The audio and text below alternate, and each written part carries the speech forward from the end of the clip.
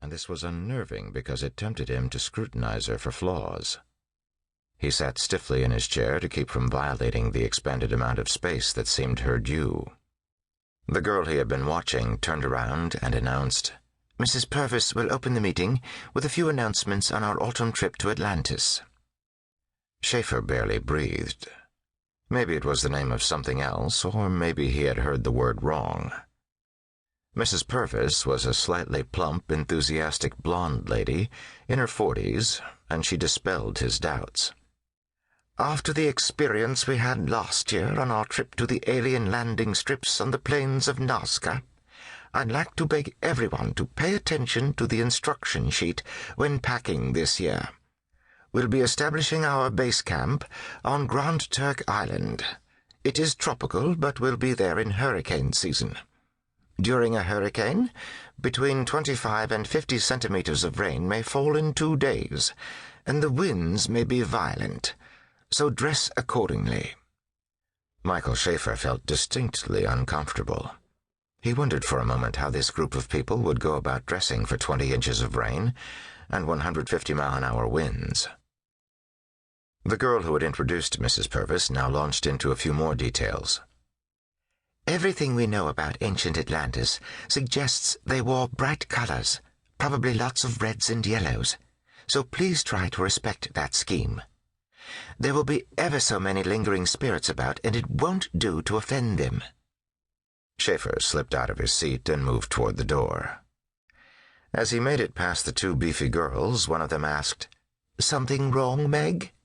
And he heard a soft voice at his shoulder. "Sorry, dear. We've just got to leave. My friend has another appointment." Then she slipped her arm in Michael's and pulled him out of Lynchgate House. Outside the door, she didn't let go of his arm. "Thank you. I'm sorry I had to hitchhike, but when you left it was my last chance. 2 persons might have to leave at once for some perfectly benign reason, but if they leave one after the other, it appears to be a trend, and they get very upset." "Do they?" he said. "You're welcome." He tried to turn toward her to remove his arm from her grasp subtly. "Don't do that," she insisted. "They'll think I just grabbed you for a convenient exit, and they already resent me."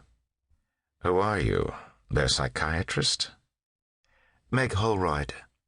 The Honorable Margaret Susanna Moncrief Holroyd. Does that mean anything to you?" "Where I come from, it would mean you're a politician, so the honorable would be a lie. Here I suppose it means something else." "No, it's a lie here, too. It means that hundreds of years ago there was a man in my family whose homicidal tendencies got him a title. My people are from York, but nobody goes up north anymore, except to sweep the cobwebs out of the family battlements. Where do you come from, by the way?" "Arizona." Automatically, he fed her the first half of his prepared story. She demanded the other half. "What's your name?" "Michael. Would you like to go for tea or something?" "Charmingly put. Who could refuse? Macready's isn't far." "Good. When we get there, you'll have to let go of my arm. Why do those people resent you?" She smiled proudly. "I did something cruel to them for fun." "You did?" He watched her as they walked. "What?" "Something horrible.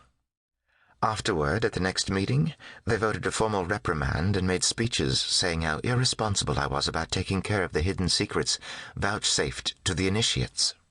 She laughed happily. "In other words, you're not planning to tell me." She studied him for a moment, or pretended to. "Yes, knowing you as I do, I suppose I'll have to. You'll make me, won't you?" As they entered Macready's tea shop, and he followed her to a table in a dark corner, he had a moment to evaluate the risk he was taking. But then they were seated, and he decided to defend himself with questions.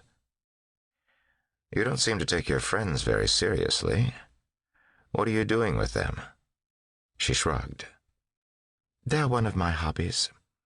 I give them money, so I get to play with them. I inherited them, actually."